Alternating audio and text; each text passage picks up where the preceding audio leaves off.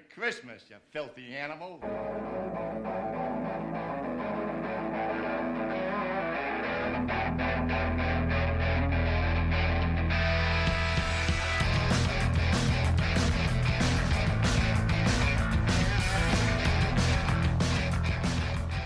Merry Christmas, you filthy animals. Yeah, what he said. This is Sharks Across Hollywood. I'm just going to leave that in. That's a good way to start it. Fucking A. It is Christmas. This is Sharks Across Hollywood. I don't know if I already said that because I forgot what happened 10 seconds ago. 10. Try 5. We're going to talk about movies. We haven't recorded in a few weeks, even though we've sort of consistently been releasing episodes, but I've been slacking. I think we only got one in November. I said sort of consistently. All right. Unless you posted something while I wasn't looking, which is possible. I've been busy for the last week. No, I've been working on the Sidekicks episode for like 2 weeks, and I just can't be bothered. You're a goddamn reprobate. That one might wait until the new year. I don't fucking know. Because it's already December as we're recording this. So, we're going to talk about a movie called Christmas Bloody Christmas. It's a weird one. Not really weird if you really break it down. It's a very simple movie. It's extremely straightforward, actually, yeah. It's directed by the same guy who did VFW, whose name I can't remember. Joe Begos. Begos. So, longtime fan may remember a couple of years ago, we did an episode on VFW, and we both fucking loved it, which led me, when I saw that this was from the director of VFW, to immediately buy it and watch it and fall in love with it, after which I went out and I bought all the Joe Begos movies that I could afford, which was 2 other ones. He has a third one, but that third one's a little bit more expensive. Which one's that? I think it's called Almost Human. I could be wrong about the title, though. But I picked up a copy of Bliss in the Mind's Eye. I'm definitely interested in watching the rest of them. I did like VFW, especially watching the trailer for it on the Blu-ray for Christmas Bloody Christmas. I'm like, wow, that movie looks way more awesome than I even remember. It's fucking cool. It's so awesome, dude. VFW is the shit. I fucking love VFW. He is a huge movie nerd. I watched the 3 little featurettes on the Blu-ray also. Yeah, I have not watched those. He is such a fucking dork, but I love that like, does not surprise me at all. I love just listening to him talk about stuff. He's a short little guy, long hair. He's actually in the movie. Yeah, he plays the angry neighbor who they hit his car and gets his head split open by Killer Santa. So also, what the point that I was going to make when I said that censorship is going to rear its ugly head, this film features 487 uses of profanity with an average of 5.6 per minute. Yeah, that's actually lower than I would have guessed. 5.6 per minute. I would have guessed much higher than that. But let's talk about the movie because I have some things to say. I don't know how much I have to say, but I took notes. So I am curious what you have to say. I did like the commercials at the very beginning. I thought the very first commercial was going to set the tone for the rest of the movie until the commercials started getting like exponentially more serious as like it went on. Yeah, because it starts off pretty silly. It is an alcohol advertisement, but it's for the whole family. Yeah, that was pretty good. And then there's like an ad for a horror movie, and then an ad for something else, and then it goes to like the news story about the Santa robots that are all not AI, military grade technology and stuff. Yeah. And basically it is just small soldiers, but with a killer Santa Claus instead of Tommy Lee Jones voiced soldier toys. Yeah. I guess that's accurate enough. Sure. And nobody actually dies in that movie. A lot of people die in this movie. Oh, everybody dies in this movie. Yeah. It is a town populated by like what, 10 people, and they're all fucking dead except for one. I mean, there's more than that. The bartender lives. Well, the bartender does Or at live. least we never see him get killed if he does get killed off screen. But everybody else who we see on screen dies. Everyone else. Every other person who's not in one of the commercials that we see in this movie dies. Yeah, that is true. And I noticed that this dude really likes his weird color palettes. Everything in VFW and this movie is like green, red, purple, blue. The red and green make a lot of sense in this. I mean, it's a Christmas movie. It's a Christmas movie, so yeah, that one made sense. He did a lot of the red in VFW, which, by the way, if you try and watch it on DVD on a high-def TV, makes it almost impossible to tell what you're watching because red on black is the hardest. It's the hardest thing to get clean contrast from. They just muddle really badly for some reason. I don't know why. I don't know color theory and stuff. So you have to watch those movies in high def. If you don't watch them in high def, I the first time I watched VFW, it was on a DVD, and it was it was so fucking hard to see what was going on. The But Blu-ray is also a little weird oh, is to it? see stuff on. Yeah, I ended up Best Buy put the 4K on sale for like $6 or something like that, and I was like, yes, buying it, because I loved I loved what I was able to see. I just wanted to be able to see it clearly. And I think we talked about that in the episode Yes, that we we did. did about it. I don't remember. It's been a long time. It's been like 2 years. I'm not 100% sure, but something in that range, yeah. This movie also has a 5.1 out of 10 on IMDb, and I'm going to say that is actually, in my opinion, completely fair, because I liked half of this movie also. I enjoy this movie start to finish. It's a little overly talky. I'll give you that. You know, like there's a little too much character. Yeah, the character development maybe could have been dialed back. My issue isn't that they're talking or that they're talking that much. My issue is that these two in particular, the main characters, Tori and Robbie, never shut the fuck up. It's like a half hour of them talking, and it's not that they're talking or how much they're talking. It's what they're talking about and how they go about talking about what they're talking about. I hate this hipster gatekeepy bullshit, and it is all they do throughout the entire movie until cool shit starts to happen. Yes, but okay, counterpoint. It's 100% true to these characters. These guys work in an independent record shop. You know that they are hipster douchebags. Based on that alone, that's the only type of people who work in an independent record shop is hipster douchebags. Oh, she doesn't work in the. That's right. She owns the hipster record shop, record but store. she also works there. And then he is her employee. So yes, but yeah, I'll tell you what. The reason I don't hate that is because I feel that the characters are so well drawn and the dialogue is so good for what it is. The dialogue in this movie is really, really well written. It is. It's really well written, really well acted. It is hipster douchebag for sure, 100%. But I'll tell you, as I'm watching it, I just want to have a fight with this girl. I just want to get into an argument with her because I have very strong opinions in the opposite direction of her on many, many things. And I find that endearing in a character. It would be endearing if she was like, yeah, I disagree, not, you're a fucking fuckface idiot because you think Metallica had good music when they cut their hair. No, I actually like that from somebody who I don't feel like. See, I don't feel like she's malicious about it. I feel like she's saying that she's shit. not malicious. It's just annoying. She's saying it in a way like that, but she's saying it because that's them fucking with each other. No, that's how they talk to each other. I get that, and I love that. I find that immensely entertaining. I have a buddy in comedy, Colton Drake. By the way, go ahead, check out his Colton Drake on Instagram. Very funny guy. He and I disagree vehemently on certain things. And when we get fucked up together, we argue, and that's exactly how we are. That is exactly how we argue with each other, and I love it. I do not want to hang out with you guys. No, you don't. I do not. You definitely don't. I want to stay here in my little bubble where me and Rachel argue about dumb shit, and then she gives up because she gets bored. And I take up the counterpoint because, I would take up the counterpoint, and I'd be just as angry and just as vehement. But at the same time, I'd be angry because she was being an exclusionary hipster douchebag about it. And I think there's plenty of room for other opinions and fuck you. And, then I'm just as belligerent, but in a more accepting and tolerant way. But then I can also be hipster gatekeepy sometimes about things when I get really in my cups. That's true. I can. I try not to be, but I do sometimes get that way.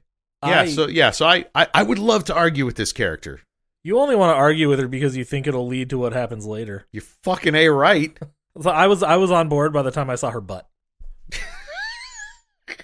Why am I not surprised? And it's all stuff that I can have a valid opinion about, but he can't get a word in because she's too.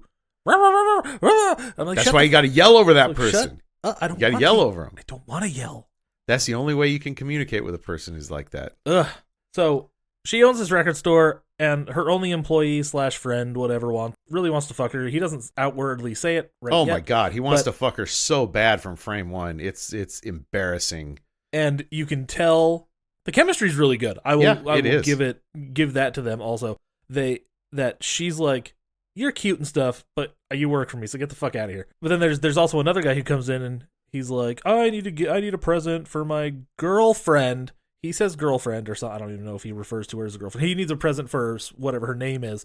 And she's like, dude, you guys have been dating for a year. How the fuck do you not know what this is and this is? Yeah. And then later, his girlfriend refers to him as her husband. So I don't know what the fuck that's about, but whatever.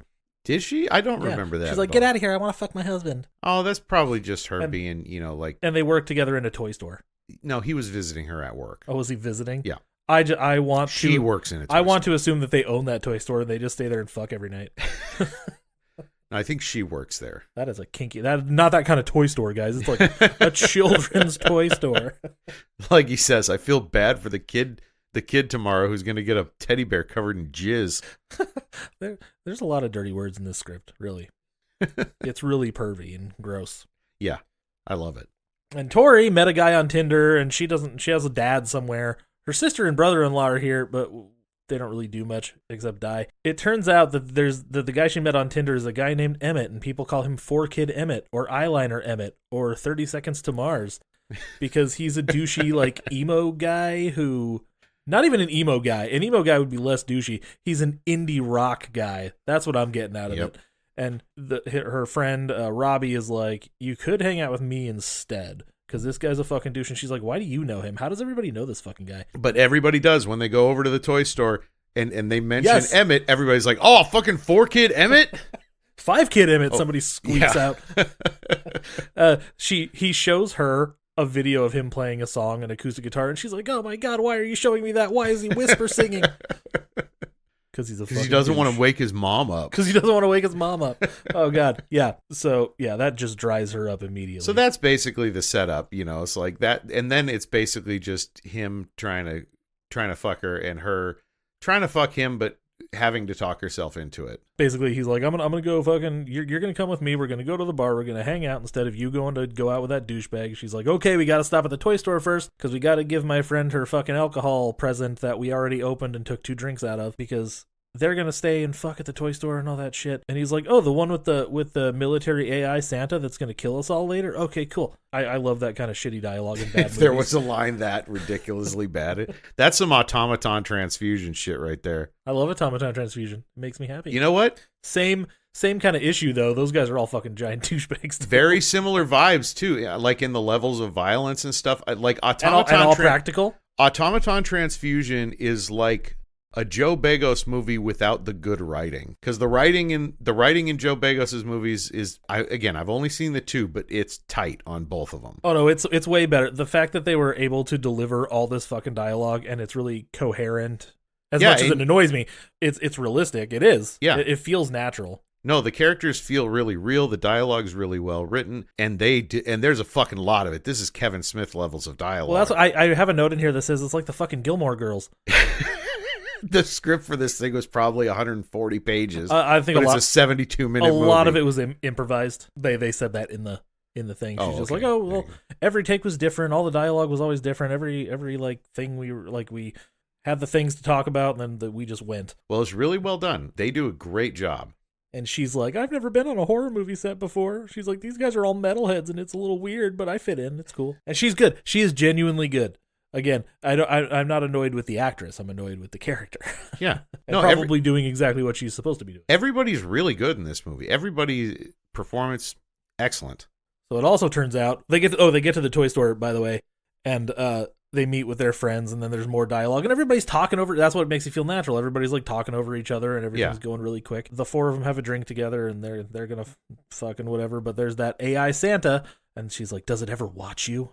And they're like, "Oh, it joins in."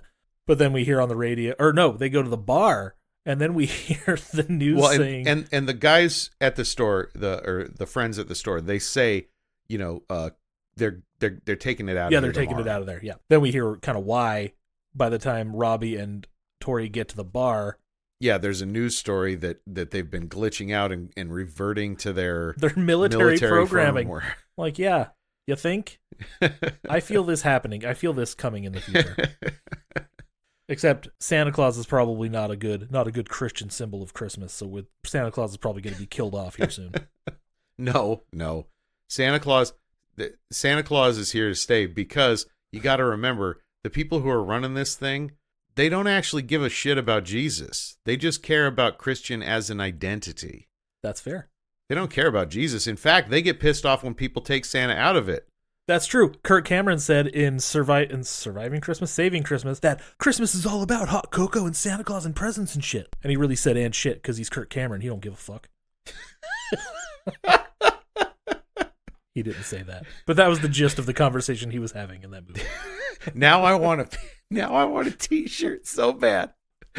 With Kirk Cameron's smiling face. Kirk Cameron don't give a fuck. He's Kirk Cameron. He don't give a fuck. We should make that. Hey, that could be the first bit of Sharks Across Hollywood merch. Kirk Cameron don't give a fuck. The t-shirt. In true slasher movie fashion, though, the horny couple is going to die first. Yes, of course they are. Because what this movie actually is, this is just a Friday the 13th movie. It's just Michael Myers. It's just it originally started out as an idea for Silent Night, Deadly Night remake. Oh, no shit. Yeah, and the studio's like, that's weird. That's too different. Nobody wants a robot Santa, and he's like, well, I own the script, so I'm just going to do something with it. So he just made it his own thing. That's cool. I'm glad this is out there. It would have been nice for it to get that released, just because that would have meant more people saw it, I think. Like if it was a Silent Night, Deadly Night reboot, it probably would have got a theatrical release as opposed to just going to Shudder. It probably wouldn't have been like, well, it's not well regarded necessarily, but it probably would have been a little bit more forgotten because people were like, well, fuck that. I like the original better. No. Yeah, that's because fair. people are like that. Yeah, people are like that. They even have a whole thing about Black Christmas. Oh my God. Oh yeah, the Blumhouse thing. Oh my God. I hated that.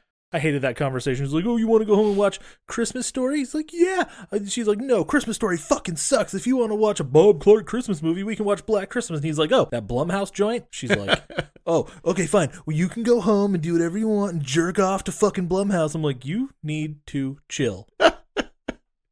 Drunk people don't chill. Drunk people don't chill. Bagos, Blumhouse hurt Bagos. Oh, you think? Who hurt you? Show me on the doll where Blumhouse touched you. Nowhere. That's why he's so sad. Oh God. So how they haven't snapped him up blows my mind, because he's oh God, these movies are so good. Well, and they're super low budget, and he just does it. Yeah. He's making these killer movies on shoestring budgets. The only thing I can think is like he's probably just too hard for him. Like the horror goes too hard in these movies. Oh yeah, they're trying to aim more at middle America, more mainstreamy. Yeah. I mean, look at fucking Terrifier. Look at the numbers Terrifier 3 did. Is that Blumhouse? No, that was completely independent. Oh, it's none of them. Yeah. Okay. They did that independently, and now it is the highest grossing unrated movie of all time. Really? Yes. That's awesome. Lucky. And it's actually really good, too. Still haven't seen any of them. Okay, I don't want to go into Terrifier at this point, because I have probably 45 minutes of material on Terrifier. I don't want to dominate the entire episode on Christmas Bloody Christmas with that, because I actually love Christmas Bloody Christmas. We will talk about Terrifier one of these days. More insufferable banter at the bar.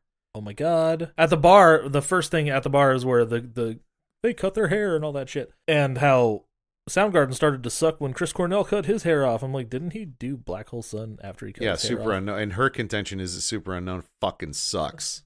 Isn't that like their most famous song? Like one of the most famous early 90s songs like ever, maybe? Yes. I actually like Load by Metallica. I think that's a good album. I think Reload was mostly dog shit, but Load I think was a good album. I might be a man alone on that one. I know a lot of people disagree hard. A man alone taking the load. I got there. Loving the load. So we also meet the sheriff for like a second in the bar. He is an unhappy asshole of a dude. He was in the Cavemen TV show. You remember the Geico Cavemen? Jesus Christ. With honestly, with his teeth, that doesn't surprise me at all. No, really, the teeth on this motherfucker. Holy shit. So this guy is just an unhappy asshole. He's like, the wife and kids are out of town for Christmas, and I'm left alone with the fucking dog, who I fucking hate, and he hates me because I don't spoil him like she does. I'm like, damn, man. You need to chill. Even though this guy's kind of a dick, he does pay for their drinks. Yes, he does. the first kill. So I mentioned that the horny people get killed. The first kill is actually pretty fucking brutal. It's very practical. It's so over the top. Not over the top. Not practical as in like this makes a lot of sense. It's practical as in it was on screen, not CGI. They're fucking right on Santa's chair in the toy store. Yes, that's probably why he kills them. That's his chair. See, I was thinking that. But there's nothing to actually suggest that he's killing people because they annoy him or they're mad at him or anything. There's nothing to suggest that he doesn't. But yeah. So it could go either way. Maybe there's a scene that was cut out. It's like we don't need this. It like the robot Santa from Futurama. I haven't watched enough Futurama. You're gonna have to. They invented a robot Santa, and he essentially does the same thing, except he has decided that the entire world is naughty. So every Christmas he goes out and kills people. Okay. Yeah, Futurama went to some surprisingly dark places. And it's called Xmas. It's not Christmas. Right. Christmas is an archaic thing. Because the war on Christmas was lost. Fuck yeah, it was. Yeah, all right. Happy XXXmas. We're all fucking on Santa's chair. That's what that is. He cuts this dude in half mid cum shot. Just as he's coming, fucking axe comes down. Whap! That yeah. Spoing. What a bummer. Flops in half. That sucks. And then there's a nice little POV like brutal. Stock of the other girl that he was fucking. She dies by axe also, I think. Does he throw the axe at her? I can't even remember. He smashes her face into the glass display case. That's right. God, I already forgot. Repeatedly until she dies. And if you see in the making of it, it's like a rag doll, and he like duh, duh, duh, and it's the director with the camera mounted on his shoulder.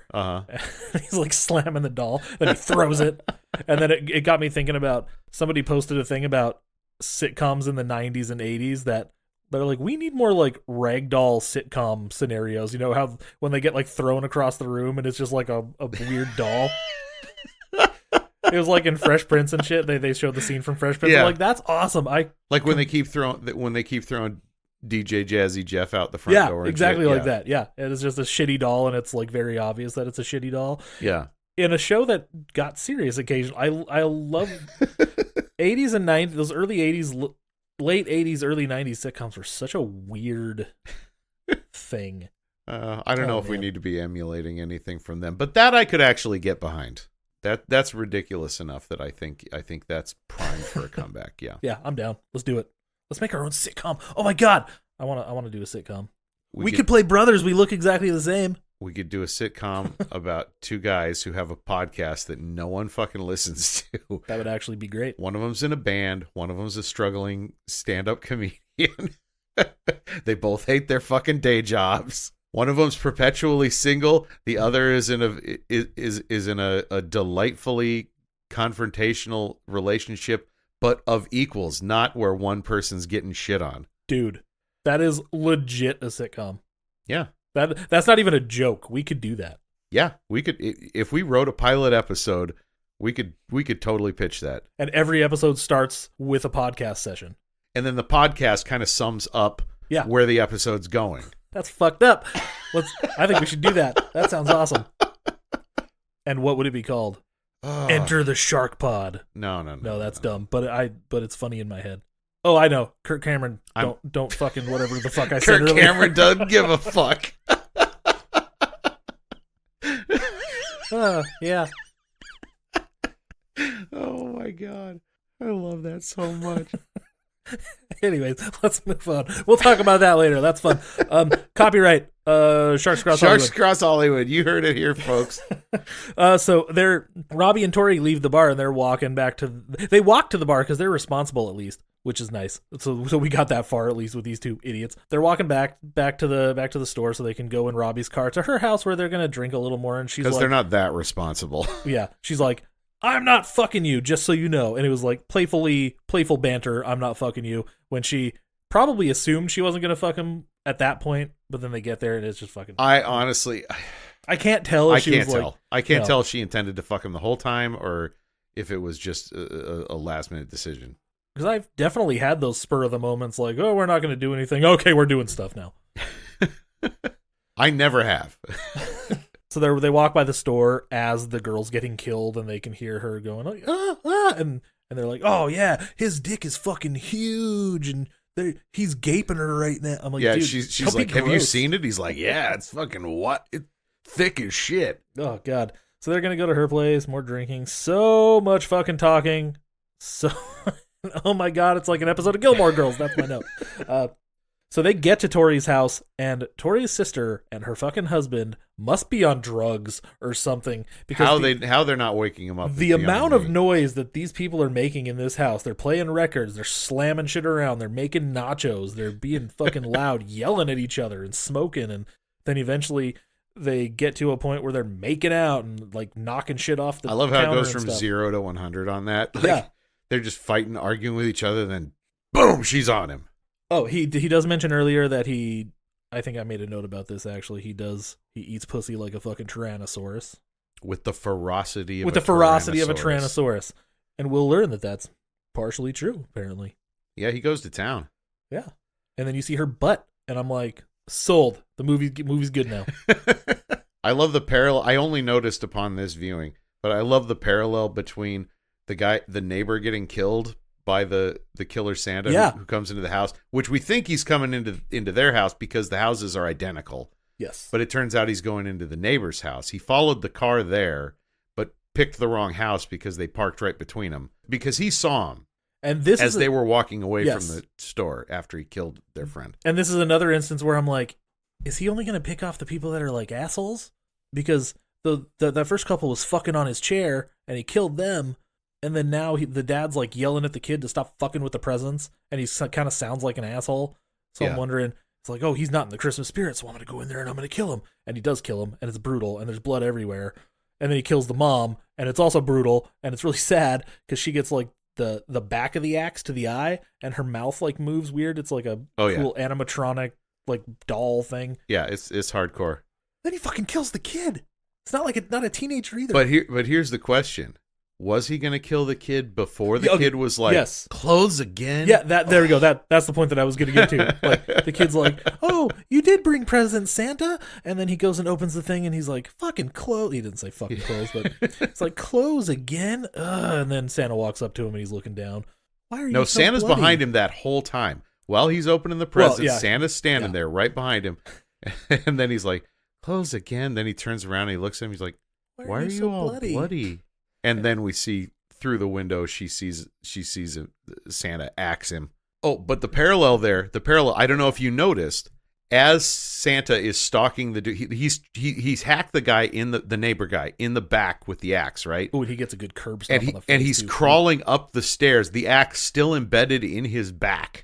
Just as she comes, he yanks the axe out and it looks like a vagina and just starts spraying blood. I did notice the intercutting like sexy stuff with not so sexy stuff. Yeah. But his back vagina starts spraying blood just as she comes.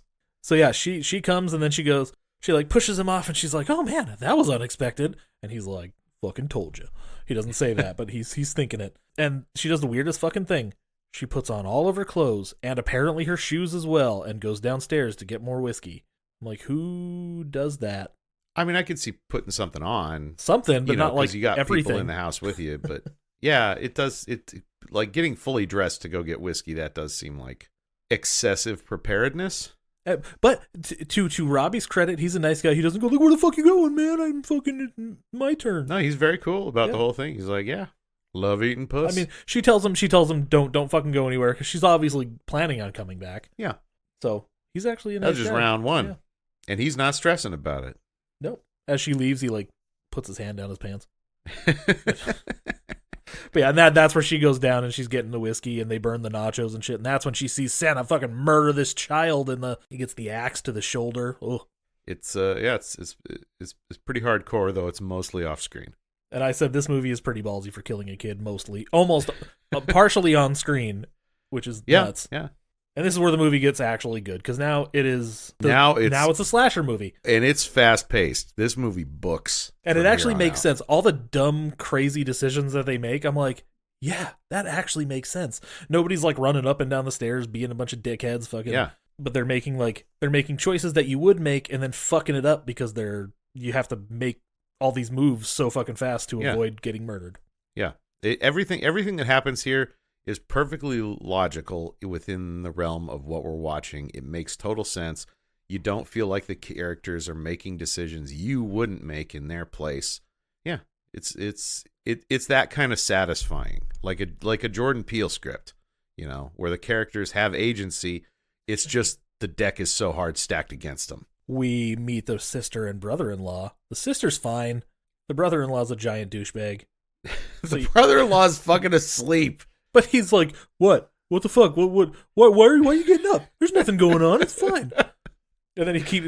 I don't think he's a douchebag. He's everything he does is completely reasonable within the context of a guy who was woken out of a deep sleep and has no idea what's going on. But we're supposed to not like him because I don't think she likes him very much.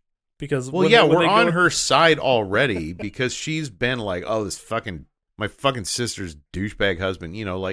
Like we're on her side already. But he's a completely reasonable character given the situation. So Santa, everybody's awake. Santa sees her in the window, so he's coming. That's why she's waking everybody up. And he breaks through the window, right? And then does he throw the dead body through the window? Yes, he throws the guy. He said he throws the dad from next door through the window. And then Robbie, Jason style. Robbie gets the bright idea. He's like, "Oh shit, this guy's swinging an axe at me. There's a dead body next to me." He uses it as a human shield. I'm like, that's fucked up, but clever. All right. And then Santa flings it out of the fucking way. And then the sister and brother-in-law get killed. They get off pretty quick. And now we're off like a fucking rocket. We're here. We have arrived for like a minute, and then it turns into a different movie again. Not really, not a different movie, but like a different part of the same movie. It's like a part 2.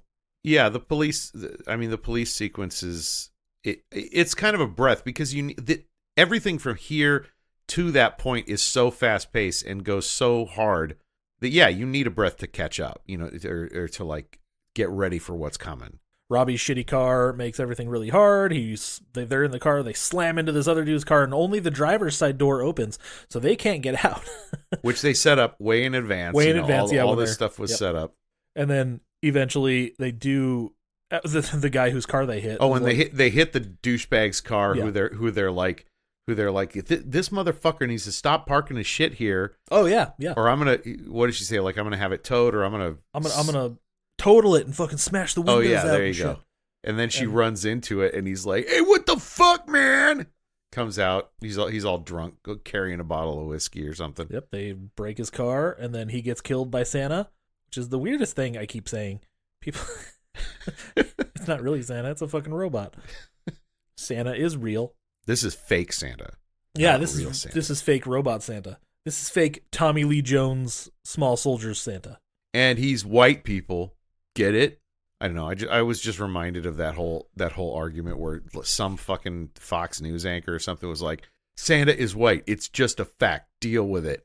Well, I mean, and it's like, yeah, he's a mythological, magical elf man who lives at the North Pole and who, like, there's not a real Santa, right? The myth of Santa Claus was created in Norway, so yeah, in their eyes, he's probably very white. Yeah, but again, he's not real. So just kind of let him be what he is. It's a storybook story. It's like getting mad about The Little Mermaid. Yeah, okay, Hans Christian Andersen, was from such and such place, but hey, guess what? It's all magical storytelling and also, doesn't fucking matter. Also from Norway, I think. Yeah. So, but who fucking cares? So every character in those stories is probably going to be very white, at least in the mind of the creator. Sure, I'll give you that. I don't have a problem with that. Mermaids aren't real. Yeah, exactly. And Santa Claus isn't real. He can be whatever you want him to be. Let the kids have Black Santa. Yeah. Let the kids have Mexican Santa. Let them have Korean Santa. Who fucking cares? Just let kids be happy. I know that's hard for people. Fuck you if it's hard for you, by the way. So they do, after that guy gets killed, the windshield breaks because Santa throws the guy into the windshield. Yep. He likes throwing bodies through windows. Again, very Jason-esque. This is Terminator Santa. Yes. Kind of. It actually is. Well, once she runs over him, but that's not till after he kills Robbie. But once she runs over him, then he does kind of become Terminator Santa.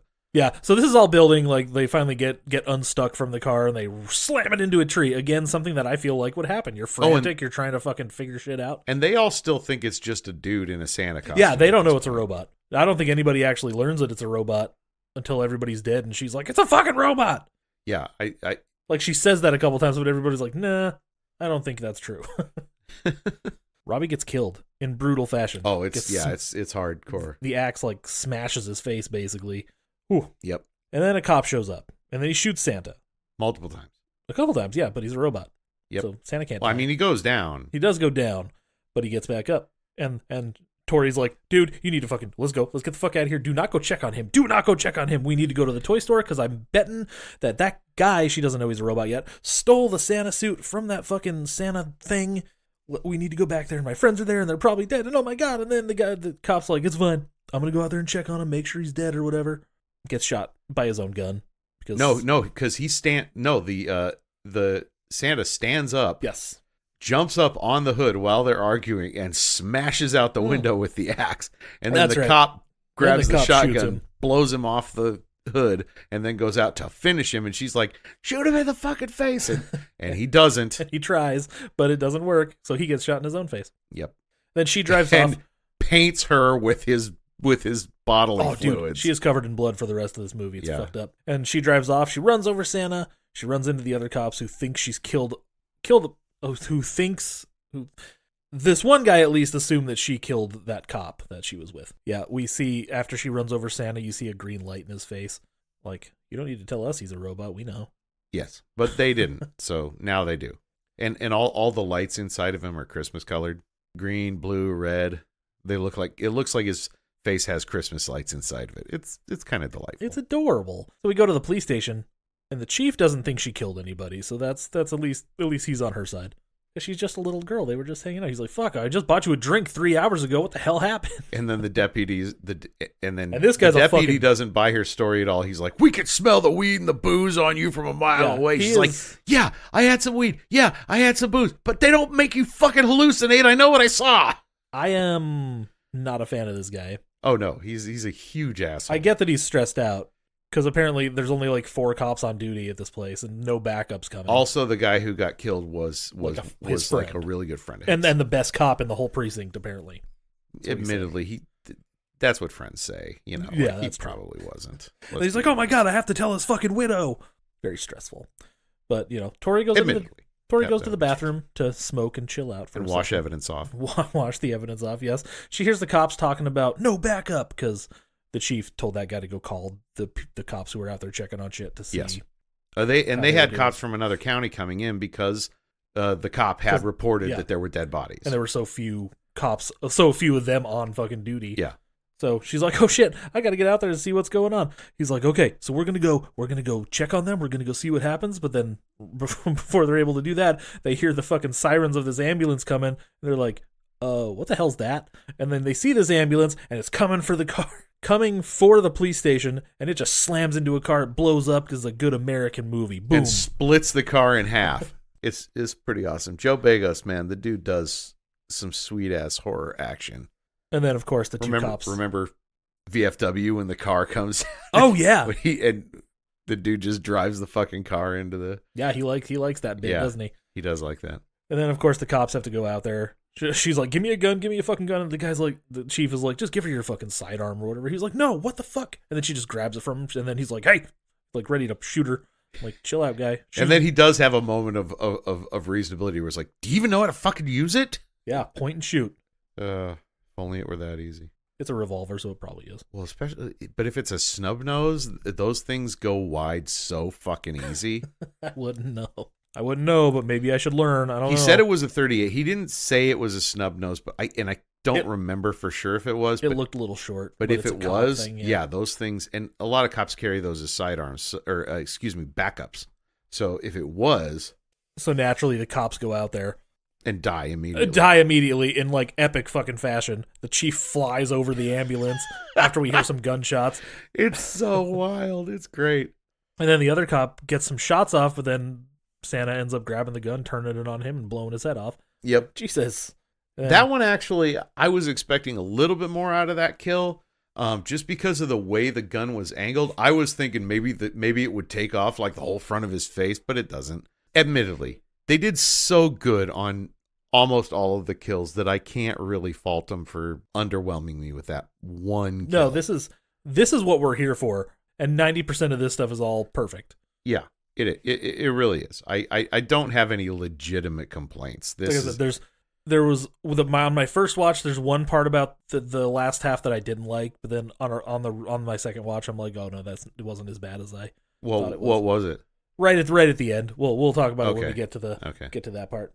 So she grabs some. I mean, there is some logical leaps there. Yeah, that it's like, okay, that's not how electricity works, but hey, whatever. It's okay. Speaking of electricity, she does grab the taser. She grabs some ammo for the shotgun, and now we have our final girl. She's it. She's the only one left alive. We have her hiding. She's being stalked by the killer in the police office. Of course, he finds her because she peeks her head out, and then he sees her, and then she like ducks back in. She's like, "Oh my god, he didn't see me. He didn't see me. I want to be really quiet." She racks he walks up right next to her, stands there facing her, and then walks away. And she's like, "Okay, I'm safe." And then the fucking desk flips over. It's awesome, and she doesn't get any shots off. No, she does not. He grabs her, and then she takes the taser. And this is setting up in her mind for later, I'm guessing. She takes the taser, she shoves it in wherever she puts it, and shocks him, and he goes down. Like in his side, something like that. Because his side has kind of, or no, I guess his side hasn't been blown. Yeah, no, it hasn't. Yet. That doesn't happen until a little later. bit of his face is kind of like messed up. But not. That's all. There's a progression with this thing. It eventually goes full T800. Yeah, he goes down, and all I wanted, I'm like, dude, just keep going. Like, obviously that worked. That did something. Yeah, exactly. Just put it right in his balls. He doesn't have any, but apparently he's anatomically correct according to the. Well, they people. were making a joke at the time. I don't think that's reliable information. I'm not saying he's not. I'm just saying it's not reliable. Some of those military scientists. Some of those military scientists are weird dudes and lonely. Very lonely. And there was talk about pegging earlier in the movie. Oh, right. That's what he says. She's like, "Are you asking me to peg you?" He goes, "Asking, inviting." I'm inviting. Yeah, he's a progressive guy. He's into stuff. So, obviously, Santa gets up, keeps coming after her. She gets in the ambulance, drives off, but he hitches a ride on the back, and then there's a kerfuffle because he gets in. And then she slams on the brakes. He flies through the fucking windshield. No, she doesn't slam on the brakes. She slams she crashes into a car. That's right. And then she, like, pushes the car, not on top of him. I wrote on top of him, but, like, she traps him. Onto his arm. Yeah, she traps him with the car. And then she rips off her sleeve, shoves it in the gas tank of the car that she tipped over, and sets it on fire. And she fucking runs away. It explodes, and everybody's happy. Shocking amount of explosions in this movie, like way more than you would think, especially considering the limited budget. Low budget, limited, small crew. Yeah, 7.5 weeks apparently it took to shoot this, which is actually kind of a long time for an indie movie. Yeah, I mean, they really get a lot of mileage out of it. Like, this movie goes and goes and goes. It's just like, from this point, it's fucking relentless. She goes into her record store, though, thinking she's all good. She's all good. He blew up. It's fine. She's just sitting there. She's smoking for a minute. Yes, apparently they've driven to that portion of downtown where her record store is right across the street. And it's a small town. It is. So, yeah, small town, Main Street. Santa now has these weird green lights shooting out of his eyes. They're not lasers, even though they should be. They shouldn't be, but I felt like every time, even the second time I watched it, I'm like, that's going to cut through something, right? No, they're not cut through thing lasers. They're see things or point to things lasers. He's a robot. He can't see anything. Well, I mean, he can. He's clearly processing visual stimulus. It's not like Terminator where he's like actually seeing people. Well, we don't see through his eyes. That doesn't mean he doesn't see. You know what? I think I'm done with movies. They're just not realistic enough for me. So you heard it here first, folks. If you came to Christmas, Bloody Christmas for the gritty realism of the French New Wave, unfortunately, that's not what you're going to get here. Yeah. French New Wave, that's actually funny. He does bring up hot tension in one of the featurettes. Oh, does he? And I'm like, yeah. That's not the French New Wave. That's the French extremity movement. But I'm like, your fucking movie makes way more sense than that movie. Yeah, seriously. The movie's cool until you get to the reveal and you're like, wait, how does any of this work? It doesn't. It makes no sense. It's a cool movie, but people talk that one up like it's this fucking masterpiece, and I'm like, it's not really.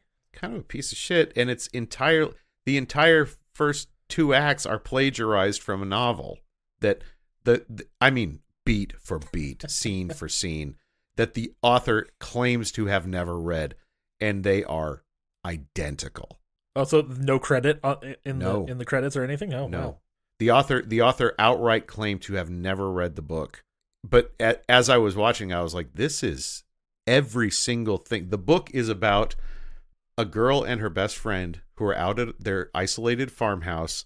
Their parents are in the other room. when a stranger breaks in, kills the parents, steals the girl, but not the best friend. The best friend then follows the killer to a gas station where she sneaks into his van after the killer kills the guy behind the counter. And there's a whole pursuit. It is identical. There's the breakdown on the road thing. I see no similarities. It's all the same fucking movie until they get to the killer's lair. Like, until that point. That little bitty ching, it's not the same. That's Vanilla Ice. It's not the same. It's literally exactly. Just admit it. Oh my god, that is the most annoying thing. You're fucking caught. Stop it. Anyway, Jesus the Christ. author never ended up suing just because he was like, who fucking cares? Yeah, it's not worth it. It wasn't worth it because it would have been an international case, because it's a French movie and all that. You know what you do then? Like, fuck it, I don't care. care. You say that movie definitely ripped off my book. You should read my book. So at least you get some sales that way. The book actually makes sense though. Oh well, fuck. Good. Because like I said, the ending is different. I fucking hope so. Yeah. Oh my god. That movie's, when you watch it when you're a teenager, you're like, yeah, that's fucking. You watch it again when you're an adult and you've watched a few movies and you know stuff. Yeah. Like, yeah. How does that work? A few cool kills do not make a great movie. Just so everybody knows. Anyways. So was that scene at the beginning where he was face fucking the skull? Was that all in her mind? Right? Was she just fantasizing that sequence? Literally, how can they be doing those things? Because it's like, he's doing things, but she's over here, and then why the fuck? And the conversation with the guy at the gas station doesn't make any fucking sense. Yeah, right? He's like this tangible being until he's not anymore. The whole thing is just fucking stupid. Let's talk about the eyelays. Well, let's talk about Santa. It's fucking Christmas after all. Yeah, we should get back to the significantly better movie. We get another stalking scene because she's just sitting there. She's kind of chilling. She's like, "Oh God, I think I'm fine. I think I'm not dead." She's smoking, and then she's sitting there and she sees him, and I'm like, "Oh my God, she's really scared. She's a really good actress. I like this chick." Yes, she is. And she just looks fucking horrified. And then she hides behind the counter, and then there's another little stalking scene around the record shop. Which, by the way, I don't know if you noticed, but I don't know if there is an actual official Vinegar Syndrome tie-in, but there was a lot of Vinegar Syndrome promo. Like, she had a poster for a Vinegar Syndrome release in her house. There were multiple Vinegar Syndrome releases on the tops of the shelves. Well, her pretentious attitude towards fucking everything would lend itself to Vinegar Syndrome. One thing I did notice, though, did you get the Airheads reference? I think it's an Airheads reference. Lemmy is God. Lemmy is God. Of course. Well, because I saw it, I didn't see it like at the beginning, and then I watched it. I'm like, that says "is God." That better fucking say Lemmy at the top. And then it cuts to the wide shot, and I'm like, it does. It fucking does. And that made me really happy. This is where I started to have the issue the first time, because we're doing the stalking thing. She kills him 3 different times, and I'm like, are we fucking done yet? On the second watch, it was less egregious and annoying. I just think I was kind of bored. The first time, I was really tired. I watched it like after we got home from hockey and shit, so I was like, can I go to bed now? But she stabs him with this sword, and that fucks him up a little bit. Oh, and by the way, he's also very robot-y now because he got blown up. So he's So a lot of the skin has been shredded off. A lot of the robots showing through. Yes, this is full T-800. This is all animatronic. It's no longer the guy in the suit anymore. It looks really fucking awesome. I really love the look. It does. It looks Everything great. looks really awesome in this movie. So again, I like half of it, but then I can get past maybe when I think about how good they're doing presenting these characters as who they would actually be, because they're probably early to mid 20s, even though she owns a business, she's doing okay. But now I don't know what she's up to. Christmas Bloody Christmas Part 2, her in therapy. That's the whole movie. She's fucking dead on the street. It's the middle of winter. Well, she's soaking wet. It's snowing out, and emergency services have all been murdered in this town. She's dead. Well, she can get to a phone now because he's dead. Who's she going to call? Everyone she knows is dead. Her dad. Oh, that's right. She did mention her dad, didn't she? Yeah. So, yeah, she does get wet because she turns on the sprinkler system. And this is the first time she actually gets fucked up, too. Like, she has basically been untouched through this entire thing. Yeah. She stands on the counter. Oh, she gets hurt. Ooh, yeah. It's all, like, really quick, too. So she's fine up until this point. She stands on the counter, sets a garbage can on fire so she can set off the sprinklers.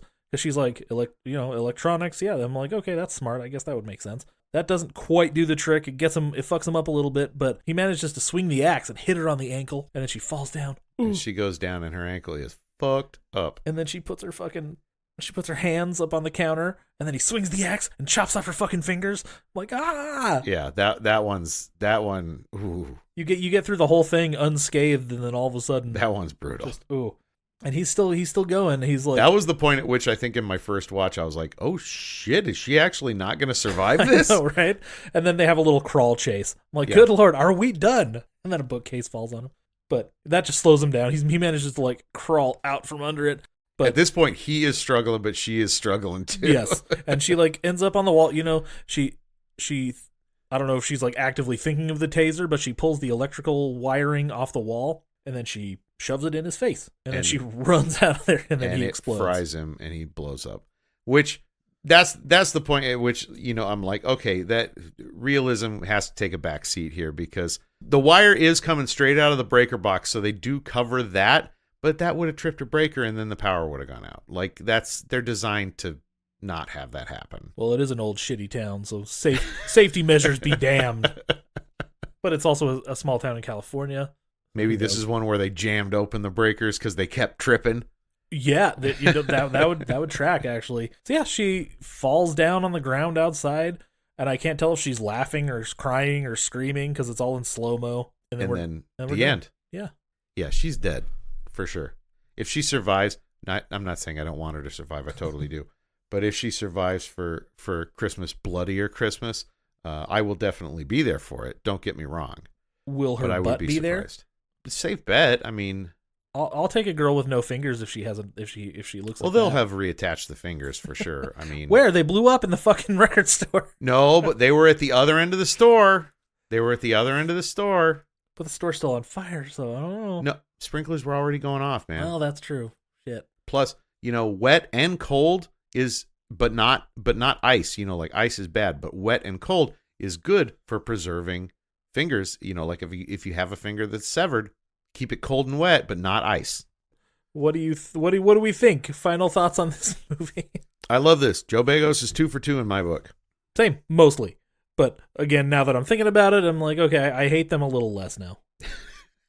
That's what these conversations do. Do you need me to admit they're douchebags? I admit it. Okay? Oh, they 100% they're are. Total hipster douchebags. But then if you think about it hard enough, they're young. Yeah. They won't grow out of it now because they're dead. But she owns a record shop. He works at a record shop. Hipster douchebag is the only way that she might never have a conversation with a human being ever again. So that's true.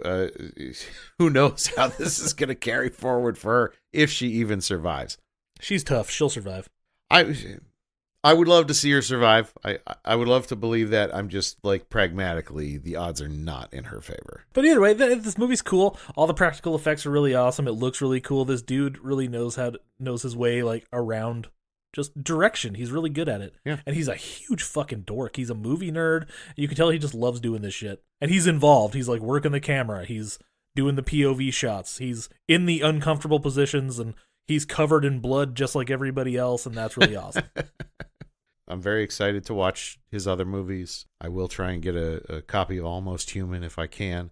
Like I said, it is much more expensive than his other ones were, though, so I had to, because I think it's out of print. I also really love when we can get out of these movies in like just over an hour. That makes me happy. That's nice, yeah. A lot less editing needs to happen in those cases. It'll take me 2 hours instead of 4. God damn it. Anything else on this movie before we wrap it the fuck up? It's part of my Christmas tradition now. This is one I'm going to put on every season. Plug your bullshit and I'll plug our bullshit, and then we'll get the fuck out of here for realsies. Follow me at Samuel Mance on Instagram, Samuel Mance on Facebook. You can find the link to my Instagram in the Sharks Across Hollywood Instagram at the Shark Pod, and follow me on those, and follow Sharks Across Hollywood if you're not following us already. So you'd think as a performer you'd be better at doing that. Yeah, but I'm not. So fucking edit me, editor man. I do. What he was trying to say. Follow us on everything at the Shark Pod. There you and if you want to give us any money, you can do so at I forgot. We haven't done this in so long. If you want to give us some money, you can do so at patreon.com/sharksacrosshollywood. That would be awesome. We have lots of shit on there for you. Eventually, we might even put more. There might be some Elvis movies in the future. A Year in the Asylum Part 2, because there's so many more Asylum movies. Oh, I don't know if I have another year in the asylum in me. Hallmark. Okay, Hallmark, I could be down for. Hallmark Christmas movies, and we'll call it Hall Shark. I don't know what we'll actually call it. I had some fun names. I can think of worse titles. The Elvis one is Hunka Hunka Burning Balls. I don't know why. It just sounds funny. But anyways, yes, patreon.com/SharksCrossHollywood. Come give us your money so we can move out of the country because life is going to start to suck soon. We'll be back. I'm not going anywhere, folks. Well, he's not going anywhere. I'm here to watch it all burn down. We can do this remotely, which is nice. Come back in a couple weeks for White Christmas. But until then, stay jawsome.